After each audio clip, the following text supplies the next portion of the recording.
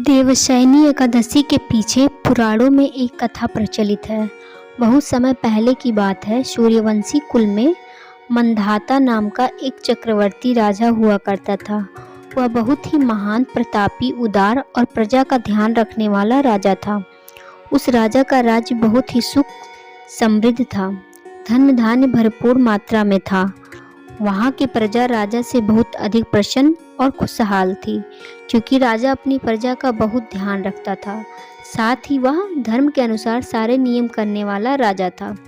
एक समय की बात है, राजा के राज्य में बहुत लंबे समय तक वर्षा नहीं हुई, जिसके फलस्वरूप उनके राज्य में अकाल पड़ गया, जिससे कि राजा अत्यंत दुखी हो गया, क्योंकि उसकी प्रजा बहुत दुखी थी। राजा इस संकट से उबरना चाहता था। राजा चिंता में डूब गया और चिंतन करने लगा कि उससे आखिर ऐसा कौन सा पाप हो गया।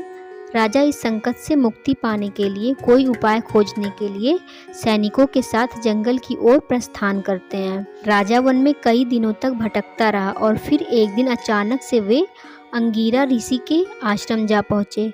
उन्हें अत्यंत व्याकुल देखकर अंगीरा ऋषि ने उनसे उनकी व्याकुलता का कारण पूछा। राजा ने ऋषि को अपनी और अपने राज्यवासियों की परेशानी का विस्तार पूर्वक वर्णन सुनाया। राजा ने ऋषि को बताया कि किस प्रकार उसके खुशहाल राज्य में अचानक अकाल पड़ गया।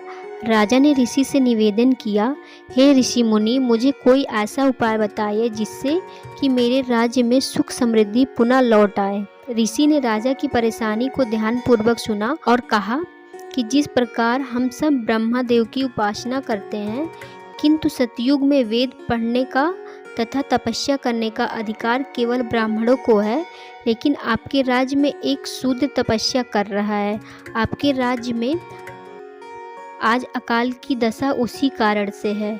यदि आप अपने राज्य को पूर्ववत खुशहाल देखना चाहते हैं तो उस शूद्र की जीवन लीला समाप्त कर दीजिए। यह सुनकर राजा को बहुत अचंभा हुआ और राजा ने कहा कि हे ऋषि मुनि, आप यह क्या कह रहे हैं कि मैं ऐसे किसी निर्दोष जीव की हत्या कर सकता हूँ? मैं एक निर्दोष की हत्या का पाप अपने सर नहीं ले सकता। मैं ऐसा अपराध नहीं कर सकता, ना ही ऐसे अपराध बोध के साथ जीवन भर जीवित रह सकता हूँ। आप मुझ पर कृपया करें और मेरी समस्या का समाधान के लिए कोई अन्य उपाय बताएं। ऋषि ने राजा को कहा कि यदि आप उस शूद्र की जीवन लीला समाप्त नहीं कर सकते तो मैं आपको दूसरा उपाय बता रहा हूँ।